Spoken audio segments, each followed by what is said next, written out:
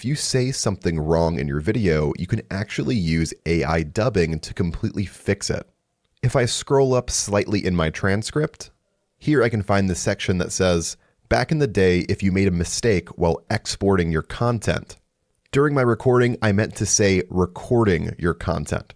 Now, if I want to fix this with AI dubbing, I'll highlight the line that I want to change.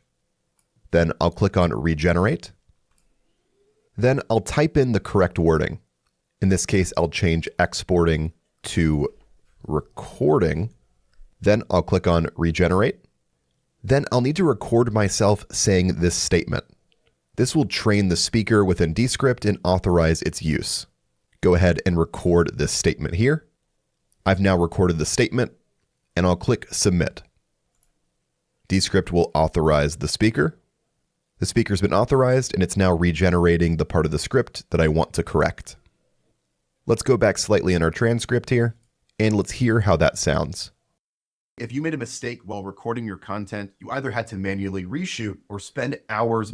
As you can see, within just a few seconds, I was able to transform that line and correct it directly within Descript, instead of having to go back and manually reshoot the entire video.